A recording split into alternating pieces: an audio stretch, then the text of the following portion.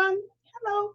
Welcome back to my channel. Always so happy to find you here. I do upload on Thursdays, so when you subscribe, and you should subscribe, you will receive a notification when I have uploaded new content for your view. And of course, my pleasure, and it is my pleasure. It is indeed my pleasure. I am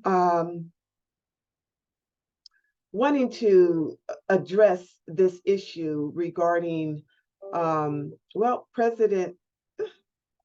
past President, him, Donald Trump, indictment on Monday, and particularly in regards to Marjorie Taylor Greene, who is a somewhat new to elected office, 14th district in Georgia. And the comment that she made in comparison of Donald Trump to Jesus and Mandela. Now, that was insulting to me. First of all, you don't compare anybody to Jesus. You would only hope to have some of the characteristics and some of the qualities and some of the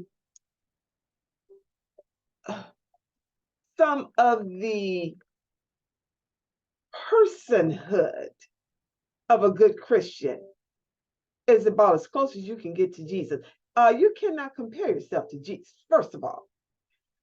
Secondly, Mandela. It's hard for any of us to even hope to achieve that, but he's human.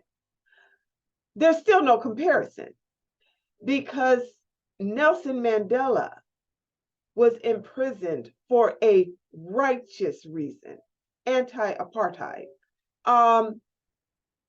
Trump caused an insurrection. There's no comparison.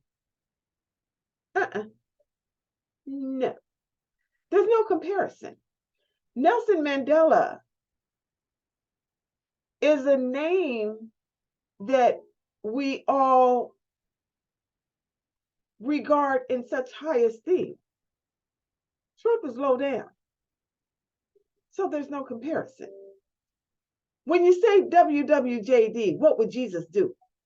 Nelson Mandela does a lot of that, did a lot of that. His life legacy is a lot of that. Trump's ain't nowhere near it. Trump's legacy is in line with the devil himself. Dark, dirty, liar, low down, devious, sneaky, untrustworthy. Must I go on? Sneaky, rules after rules after rules. That ain't nothing like Jesus. It's insulting to even, it's offensive to even compare the two. The best you can do is compare Donald Trump to a realistic list by which he is really can sit on.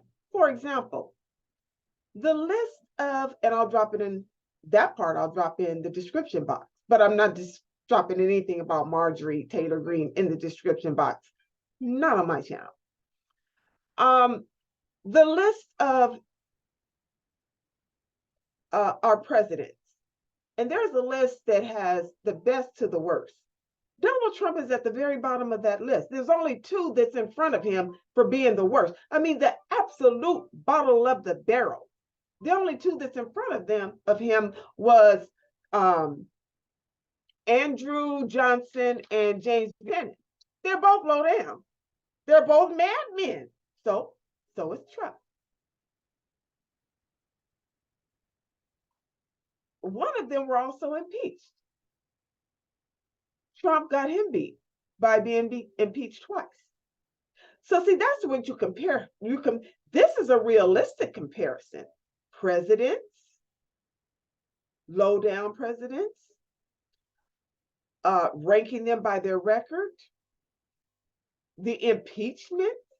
This is a true comparison. This is a comparison we can relate. This is apples to apples, oranges to oranges, fruit to fruit, vegetables to vegetables, dollars to cents. This is a true comparison. You don't compare him to Jesus. No, you don't. And expect to get away with it. No, you don't. You don't compare him to Mandela. You might be able to compare him to other people in the Bible, like Nebuchadnezzar. Compare him to that. Compare him to the devil himself. Compare him to any other wicked ruler, like Ivan the Terrible. Well, there's Russia for you. Trump was so enamored with Russia when he was in office, and he had them on speed dial. So there's Russia for you, Ivan the Terrible. That's a good comparison, but you don't compare him to Jesus. We're in Easter season. I'm surprised that where is the silent church? Why did your church come after you? It's disrespectful, it's blasphemous, it's close to sacrilegious to even do it. And you, Marjorie Taylor Greene, was so comfortable and at ease to do it like it's nothing. It just came out so naturally. So I have to examine you. So let's take a look at you. Are you doing this like Trump had a reality show and you want to just start some stuff? Because this is how reality shows make it. The more friction and division and controversy they could bring, the higher the ratings go up. Are you doing it for that? How did you get on 60 Minutes last week? Was that a part of this? Because there have been what I would call vaulted, meaning people who have earned their mountaintop backdrop I got back there, who have earned that. That's not you. But there are people that's been who dedicated their entire life to,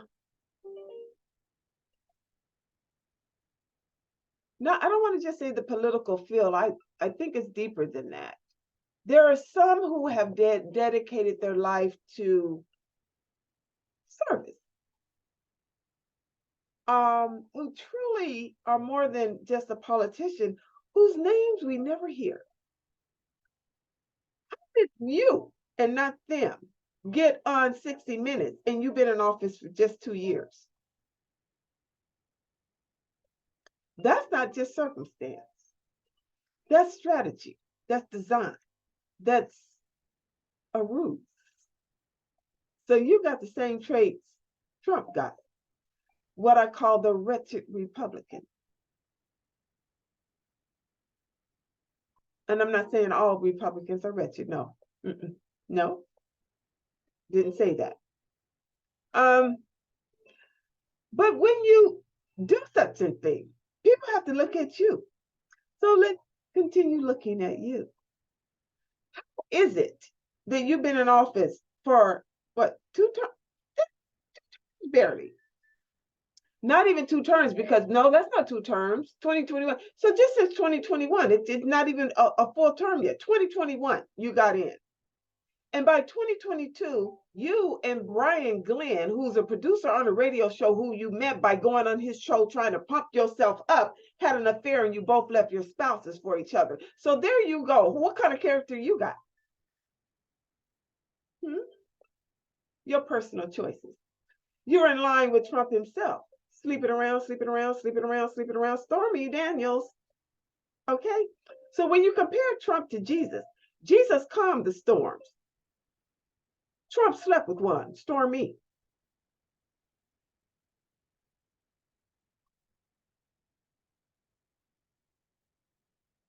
Jesus helped the whore, Mary Magdalene. You became one by sleeping around on your husband and leaving him for another man within a year of being in office. Who does that? Where's your character? Where's your commitment to your vows? So when you talk about Jesus, Why don't you WWJD? Why don't you, what would Jesus do? And actually do those things. Because you are no example to give an example of what Trump is in comparison to Jesus. And certainly not Nelson Mandela. This is nonsense. That no, you don't get away with it. And the church should have come after you, especially during Easter week. This is Good Friday coming up. For goodness sake. Easter's on Sunday.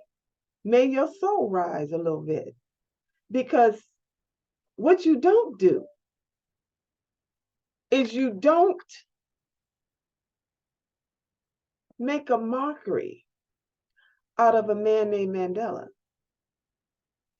And you don't lessen a supreme being in whom we find in Jesus. No matter what another religion is and how a person practices their religion, what you don't do is stomp on it. This is where people go, no, you don't. You are crossing the line. And yeah, you are.